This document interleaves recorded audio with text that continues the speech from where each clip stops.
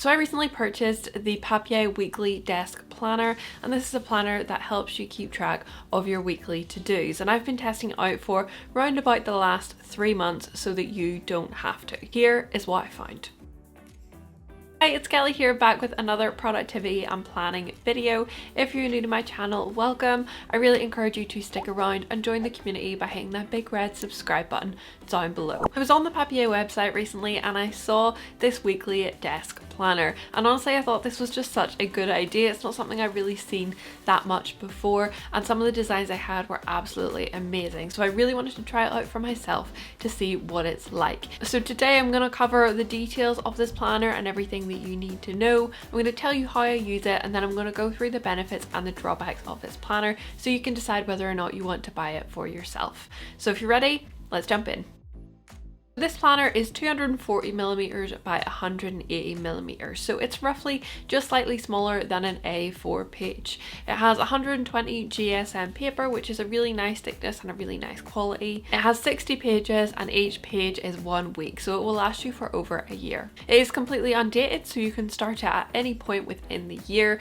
At the start of the week you circle the month and then you write in the dates for yourself. Pages are tearable, so similar to post-it notes, at the end of the week you just tear off the page and start afresh. It also has a hardback cover, really for protection.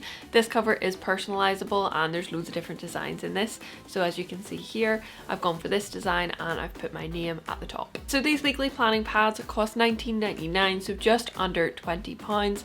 And I think that that is slightly more on the pricey side compared to others on the market. Specifically places like Amazon and Etsy, you can get them for between about £10 and £12, a really nice quality one. However, I do think that Papier has a lot nicer designs and they're very good quality. My tip money wise is to look on cashback websites. I know that Top Cashback and Quidco, which are the two key ones that I use, both offer cashback, with Top Cashback offering the most. So that's a great way to get money back on things that you purchase online, so you might get a couple of quid back of that $19.99. If you are a student in the UK, you can also get a 10% discount on Papier at Student Beans. So moving on to how I have used it. So I actually decided to purchase the Sand Dunes design, but currently at the time that I'm filming this, there are 48 different designs on the website, so there's tons to choose from. I use this planner predominantly to track my daily to-dos. At the start of the week, I sit down and I write any to-dos that I already know about for the week on my blank page. I also then write any weekly to-dos on the right hand side, so things that I know need done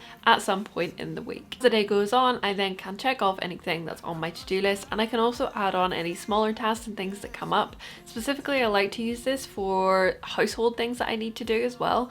So if as the day goes on I'm like, oh, I need to do some laundry, I will add that in as another to-do just to help me keep track. At the end of the week, I then will go down to the bottom right hand side and write in my key focus for next week. So let's talk about the benefits of these planner pads. Firstly, I would say there's a really good amount of space in these boxes, and I think that is something that's really helpful. Sometimes in planners and journals you don't get a huge amount of space, so you have really good amount of space here to write down your to-do list. The one key benefit that I see with this is that you're able just to have it on your desk, and it's really handy. And this is super helpful if you're someone who tends to have to-dos come up during the day. They need to add things in. Maybe you have work calls, and like after your work calls there's always like to-dos that come out of that. You can just write them straight onto this, and it's very visible on your desk and easy to see it, so you can track as your day goes on what you've done and what you need to do. I also really love the space on the right hand side, which is for the weekly to-dos. I think this is very helpful because I think there's a lot of things that you need to do at some point in the week, but you just don't need to do them straight away or on a specific day. So here for me, it's things like giving my pets their wormers at one point in the month, it's ordering prescriptions, it's booking appointments, things that need done but don't need done on a specific day. I just know at some point when I get the time I need to do them, so I love that section on the right hand side. Let's talk drawbacks, and in my mind the key drawback here is really that you don't get future scheduling of appointments. So if say you want to write down important dates that are coming up in the year, it's really hard to do that. Even in the month it's really hard to do that because you only have that weekly view. Of course you could go ahead and fill out all the rest of the weeks in the planning pad going into the future.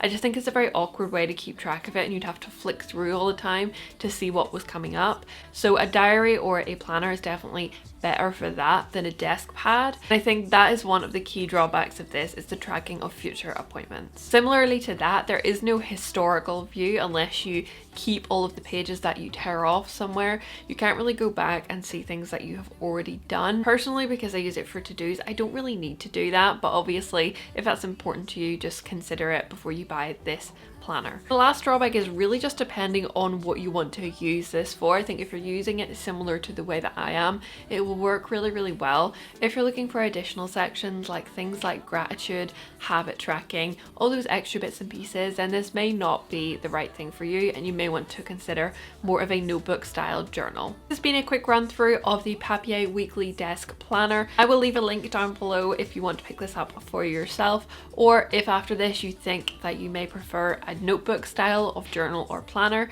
I have a couple of videos on that. This one which talks about the best Amazon planners for under £10, and this one which gives you a rundown of the best planners for 2022 for every budget. So make sure you check those out if you're interested. Thank you guys so much for watching, and I will see you all in the next one.